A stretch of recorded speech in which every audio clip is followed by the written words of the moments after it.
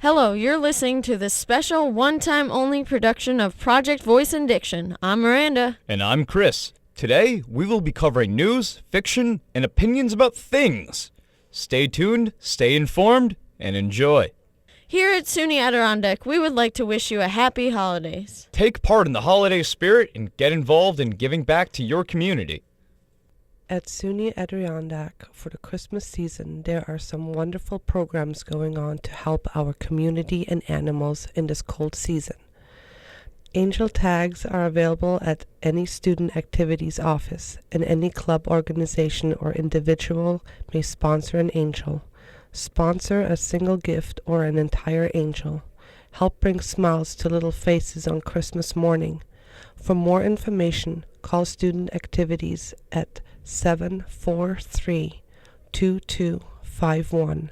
Again, that is 743-2251. There's also a coat drive during November and early December going on. The coats are brought to local dry cleaners, who then repair and clean the items. They then bring them to community action agencies for distribution. We also have a mitten tree that has been going on for years. Trees are located in Warren Hall, Scoville Hall, at the Wilton campus. Help decorating the trees with new mittens, hats, gloves, socks, or any warm items. All items will be picked up December 19th and donated to the Catholic Charities, serving Warren, Washington, and Saratoga County. There is also a food pantry collection. You can donate non-perishable food items, laundry, cleaning supplies, bathroom supplies, health and beauty aids. The food drive is going on from November to December, benefiting the Community Action Angels of Hudson Falls and Family Services Association of Glens Falls. They are concentrating on items which are not covered by food stamps, such as person care items and cleaning supplies. WGFR is partnering with SUNY Adirondack Military Club to sponsor an on-campus toy drive for Toys for Tots, now through December 14th. They collected new unwrapped toys at drop boxes at the library entrance and the WGFR studios in Washington Hall. Pickup at your office can be arranged if drop-off isn't convenient for you. Last year, over 100 toys were collected and distributed by Marine Corps League Memorial Detachment No. 2 of Hudson Falls. For more information, please contact Bess Fowler at 743-2220.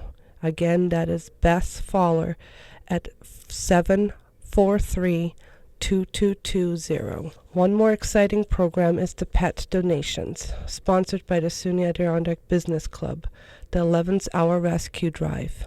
Help donate items. We are taking new toys, old towels, cleaning supplies, collars and leashes, dog food and treats, paper towels, food and water bowls, towels and dog bedding. 11th Hour Rescue New York rescues dogs from euthanasia and is looking for your help. Please consider donating any of the items noted before or offering a foster home to a dog awaiting placement in a permanent home. Fostering is not as difficult or heart-wrenching as you may think. 11th Hour Rescue covers all medical expenses while you provide the love. Donation bins are located in all buildings on both our Queensbury and Wilton campuses. For more information, go to www.11thhourrescuenewyork.org. That is www.11thhourrescueny.org. Some of these worthwhile causes have already concluded, but you can still donate on your own and make this holiday season a little bit happier for some needy children, families, and pets. And now, Rick and Jimmy with the Campus Sports Update. Come be a part of SUNY Adirondacks Intercollegiate Athletics. In association with the National Junior College Athletic Association. Be a part of the team. SUNY Adirondack is your Region 3 affiliate in the Mountain Valley Collegiate Conference. We offer programs in baseball, softball, soccer, basketball, volleyball, golf, and bowling. The Timberwolves. Timberwolves men's soccer. Our soccer program is ranked as the 9th best team nationally by the Soccer Coaches Association of America in 2011. So do you want to be a part of it? Join in the fall. Be a Timberwolf. Timberwolves women's volleyball. Since 1982, our Timberwolves have won 7 conference championships. In 2011, we won the 7th Mountain Valley title, and we're ready for another in 2013, so join our team towards the next Mountain Valley title. Join in the fall. Timberwolves women's tennis. Come be a part of Pat LaHaye's women's tennis as a member of the NJCAA Region 3. Join the top prospects that encompass all of New York State, north and west of Kingston, and total approximately 31 member 2-year institutions. Timberwolves men's women's basketball. We've been known as one of the national leaders in free throw shooting and defense by the NJCAA. The SUNY Adirondack men's team has also been privileged to be considered the 10th best team in the nation by the NJCAA in 2009 and 2010 season. We're looking forward to getting there again. The next men's game is January 13th at home against Onondaga. The next women's game is January 12th at Herkimer Community College. Join this winter semester. Timberwolves bowling. Join the team. Join this winter. As Timberwolves Bowling competes in the Mountain Valley Collegiate Bowling Conference, be a part of the regional bowling tournament, and even take a strike at the national level at the National Junior College Athletic Association tournament. Timberwolves men's baseball, women's softball. Home run! As a member of the NJCAA Region 3, you have the opportunity this spring to be a part of the team. First men's game is April 2nd at Schenectady Community College. First women's game is April 3rd, home against Clinton Community College. So don't strike out. Be a Timberwolf. Men's tennis. We made it to the Nationals last year. Let's try to do it again this year. Join in the spring. Timberwolves golf. Hey, it's golf. Why not? See you there. This is your chance. So be in the starting lineup. Be proud. Be a Timberwolf. Next up, Elliot complains on behalf of all of us. A subject I'm sure everyone can relate to. Parking. Yeah, parking. Now, I've seen students park on the grass, directly facing an open parking spot. But it's a rare case, and let's face the facts. If you get here after 10 a.m., good luck finding a parking spot. And even the dirt patch over by the new dorms gets filled up. But if you take a look, you'll find cars lined up on the west side of campus spread out on the grass. Just about anyone could get that message, ACC. Maybe if we had a parking lot on the west side, even a temporary one, we'd have no problem. And let's face it, it's December. And I wouldn't bank on no snow like last year, unless you want us parking in snowbanks. When the snow comes, we might find ourselves in a real icy patch. I'm talking car stacked on car. ACC, either expand some parking soon, or get a real good plow truck. And we wouldn't want that. And now Anthony has a question for the people. This is Anthony here, and I took to the streets of ACC to ask people how they felt about Batman. Batman is my favorite thing ever. Batman might actually be my favorite superhero. I think the world needs a real Batman. I think they do, especially in these harsh times with the economy the way it is. Batman is my favorite superhero ever. I love everything about Batman. I love Batman comic books, the Batman movies, even Batman Forever. That's still a great movie. And the Batman video games. Well, where they're going with it at the moment, it's all right. I'm hoping that they're going to change. I'll go with the movies. More into the Caped Crusader instead of the Dark Knight. The original Bob Kane Batman, the blue and the gray. They just need to put that dark attitude towards the original story. The original 40s piece where they had more of that gangster feeling. It's kind of where I would want them to go with it. You know, Dick Grayson didn't always run around with the goofy tights. In fact, in some of the original Batman comic books, they were carrying around Tommy guns. So it's kind of like, when I think of Batman, I think of the original story. That's kind of where I'm hoping they go with it. A whiny, opinionated little person who only exists because he has money and doesn't deserve to be considered a superhero, same as Robin. Batman, well, he's my hero, I have to say. I look up to him as a role model just about every day. I didn't mean for that to rhyme, but you know, that's the influence of Batman right there. Batman, if you're out there, I love you. Well, I think that he is a total bad, you know what? Because Batman is a prime example of how money can buy you anything. He can buy himself as much superpowers as the actual superpowers of the superheroes that actually have superpowers. What would you tell to somebody who hates Batman? I would tell them that you can solve anything with money. I love heroes. I like bad guys also, because what's a hero without a bad guy? I don't care about Batman. I don't ever think about Batman. I think it's weird that you're doing this on Batman, but looks nice in his suit. It's got big muscles. That's all I can say. Who's Batman? No, seriously, I don't know who he is. And this has been Anthony for Man on the Street. And now, here's a 5-minute mystery. An anniversary party is going on at the Brown household around the corner. One of the guests, George Taylor, pauses while eating his dessert, saying, Best lemon pie I've ever tasted, Mary. Oh, really? I wish my wife could do as well. Hey, it doesn't look as if Sam is appreciating it much, though. Goodness dear, is my cooking that bad? Sam, your head is practically in your plate.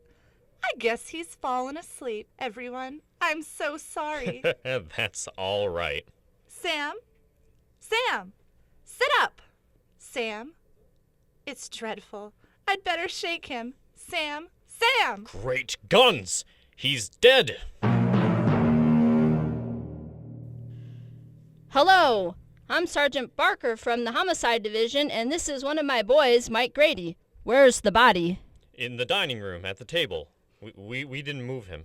You might as well be comfortable, everybody. This will take a little while. Dead all right. Peaceful, too. Who's Mrs. Sam Brown? I am. You mind telling me what happened? I guess not. I'm so shocked. I don't know where to begin or what to tell you. Well, you might as well begin by telling me what you served for dinner. Well, we had soup first. Soup? What kind? Mushroom, and then roast chicken, green peas, mashed potatoes, and I served him coffee, but I don't see how this can mean anything. Just routine, Mrs. Brown. Did Mr. Brown eat everything? Yes, he did. He seemed to fall asleep over his coffee, and when I tried to wake him, I found he's had a heart attack. That will be all for a few minutes, Mrs. Brown. We want to take a look around. Notice anything about this table, Mike? No, Chief. Can't say as I do. Neither do I. Let's look in this kitchen. An orderly person, isn't she? Stacked dishes after each course. Yes, and here's the silverware over here. And look, Chief, look. One of these soup spoons is turned black. Black? Let me see it. The only spoon that's tarnished, too. Well, I was beginning to think it was a heart attack or a perfect murder.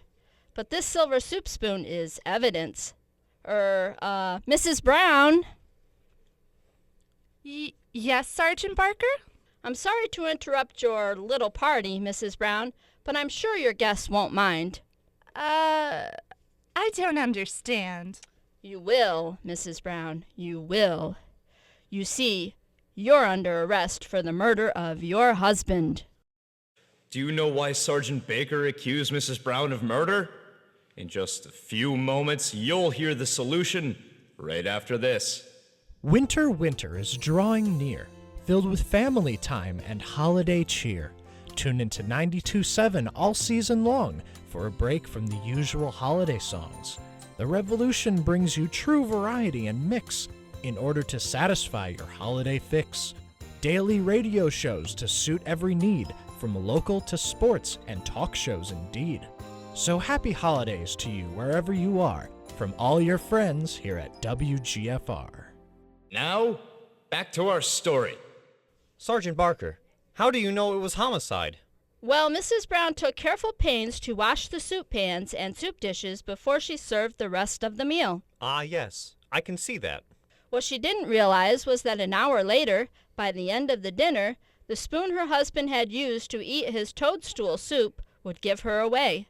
She didn't know that toadstools make silver turn black. Mrs. Brown almost committed the perfect murder. But she forgot to wash just one spoon.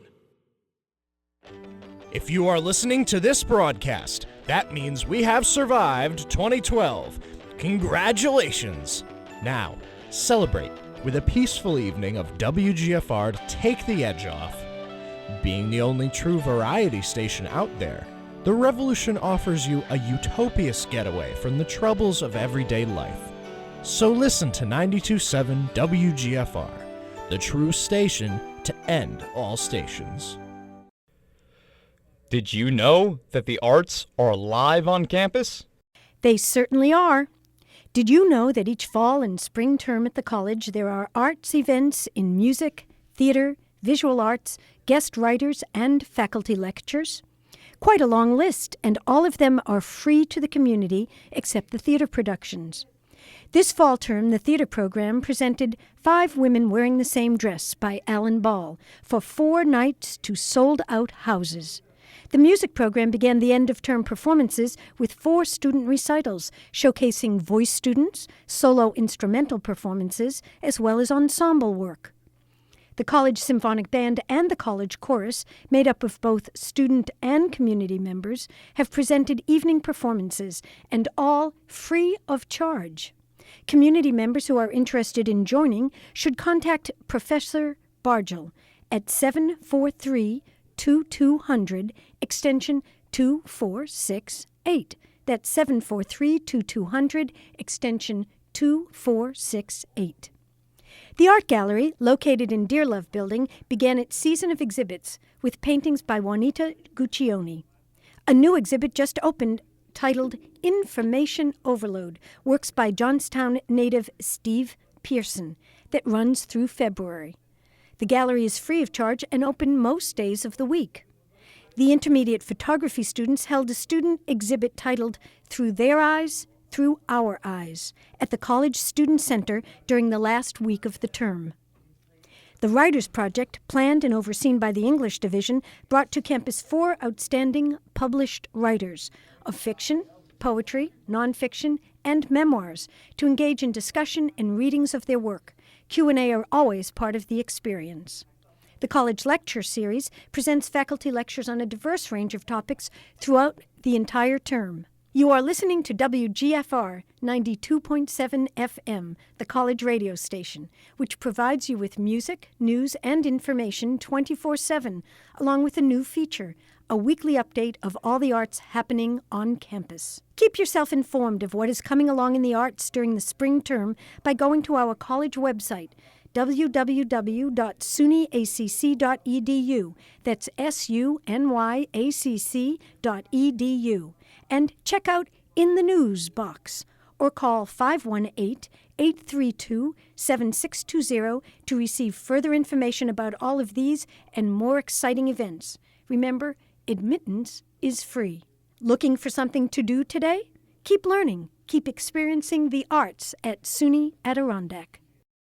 Make sure you check out the different art options all over campus. Ooh, did you just hear that? My stomach is rumbling. Sometimes, after 2 p.m., I get hungry. I'm sure I'm not the only one who gets the stomach rumbles in the afternoon, especially since many students have classes ranging from noon to whenever. Some of us have afternoon through evening classes and go without dinner. Now I know the cafe is open until after 8 p.m., but in case you haven't noticed, the prices for a full meal at the cafe are double the price of a meal at the cafeteria. The cafe is also very limited on dinner options compared to the cafeteria. Now, I haven't heard anything about extending the cafeteria's open times when the dorms are complete and inhabited, but I don't see any reason why to wait. I'm hungry now! Have you ever wanted to be on the radio? Crystal interviews the Associate Professor of Broadcasting. This is Gina Lee here on 92.7 WGFR, The Revolution. I'm interviewing Kevin Ankeny today. He is the Associate Professor of Broadcasting here at SUNY Adirondack. Hi, Hey. Kevin. How are you? Great, thanks. Thanks for having me. Good to have you here. Just a couple questions about the program and your DJ program here. How do you go about getting an air shift on WGFR? We have a training program. It's free for any student, and the key is you have to be enrolled in at least one course. So students go through the free training program. There's some individual or small group instruction in the production studio where they learn about the control boards. Then they produce a demo tape that shows they know how the equipment works, and then they do a sit-in in the on-air studio while someone is on the air, and they learn the rules there. They also get a copy of the radio station operations manual. They're responsible for knowing the information there, and they have lots of opportunities to ask questions and discuss that information. And once they've done all of those steps, then they can have an air shift. What's the usual amount of time from start to finish before a person is ready to go on the air? Most people can do it in 4 weeks. Some people it takes 3 weeks. They're a little bit quicker. It really depends on the student's motivation and schedule because a lot of the work is done individually. So as quickly as they can schedule the orientation and then do the demo tape and get into the studio to do the sit-in, they can be on the air. The average is about 4 weeks. Some students take a little less time and some maybe 5 weeks. Do you have to be a radio broadcast major? Actually, you don't. You can be any major as long as you are taking at least one class that is for at least one credit. So some of our most popular DJs and some of the DJs that have been on the air longer than everybody else are not broadcasting majors. What's the average length of the air shift that a person would do? We like students to be on the air for 2 hours consecutively, but really it all depends on the student's schedule. The minimum we want is an hour at a time. So most students are on the air 2 consecutive hours. Some students do an hour on Monday and an hour on Wednesday, and we have a few students who are on the air as many as 4, 5, 6 hours a week. Do you have any special criteria or do you suggest a genre for a particular person who is on the air? Well, we provide more than 4,000 songs in our on-air computer, and that's a variety of genres from classic rock and current alternative rock to some jazz and bluegrass. If a student is going to do a specialty show, the only requirements we have is one, that it's FCC safe, that it's appropriate for broadcast on a licensed radio station, and the other thing is making sure they have enough music within that genre to be able to do 2 hours or 3 hours a week and not have to repeat music on a regular basis. I just had one more question. I know you said that a person has to be a student taking one course here at SUNY Adirondack. What about when a person moves on and let's say they get their certificate or their degree? Do you welcome them to come back or do some kind of a show? I guess for insurance purposes, we can't allow non-students to be on the air, but there have been occasions where we've had alumni come in. We'll do like an alumni week and they can co-host a show with someone, but typically we haven't gone through the process of having non-students on the air. Okay. Thank you, Kevin, so much for joining me today. It was very informative. My pleasure. Stick a fork in me. I'm done. And now, another 5-minute mystery. Our story takes place in Greens Gap, a small town in the Southern Cavern District. Greens Gap Hospital. Dr. Melville speaking. Doctor, there's been an accident out at Echo Cavern. Accident? What kind of accident? 2 men was exploring and they got lost last night. One's unconscious. You better come quick before he's dead. I hope you know how to get out to Echo Cavern, Lamb. With the job of being town constable and an ambulance driver, I reckon I know all there is to know about this country. Ever been in a cavern, Lamb? One, Doc Melville, when I was a boy, nearly got my hide tanned off by my paw. Echo Cavern is a mighty treacherous place. You mean it's easy to get lost in it? Not only that, Doc, it's that cavern gas carbine, something. You mean carbon dioxide? Yeah, that's it. All of a sudden you run into that stuff and before you know it, bing, you're out. Still, people seem to go exploring there? More fools to be. I wouldn't go in them caverns, at least till I was not without a dog. A dog? What for? Well, if a dog keels over, you know the gas is collecting. I'm afraid, Mr. Gaddy, your friend is dead. Poor Patsy. It was from the gas, wasn't it, Doc? That's what it looked like to me. Why did you go in that cavern anyway? Patsy asked me to. He never seen a cave before. How far'd you go in? Well, it didn't seem very far, but all of a sudden we lost our way. Where was that? Well, how do I know whereabouts it was if we was lost? We tried to trace our way back, but it wasn't no use. Patsy started to get scared. It's kind of funny to see a big guy like that get scared. Yes. He is rather big, isn't he? Yes, 6'4". The mob used to call us Mutt and Jeff. And then what happened? Well, I was a little scared myself, but we stuck together. You know, walking in the dark with only my flash from the car. All of a sudden, Pat's keeled over. From the gas? Yeah, that's what I figured. His head hit on a rock, and I guess that's just about what finished him off. I suppose you reckon yourself pretty lucky, mister. Yeah, sure. I figure it's 'cause I'm only 5'3" that I got out of there alive. The gas must have been just about a foot over my head. Yeah, and what do you think about that, Doc Melville? I think you better arrest Mr. Gaddy for the murder of his friend, Patsy. Hey, Copper, let me put my hands down. They're tired. When you're in Green Gaps jail, not before. I don't get it. It was a good story. I still can't figure out how you found out. What was the flaw in Gaddy's story? Do you know it? In a moment, we'll hear from Lem and Dr. Melville. It's time for middle and high school students to start planning for college. Remember, you have what it takes. And now there's a website that will help you plan your college future. knowhowtogo.org. Again, that is knowhowto, that's the number 2, go.org.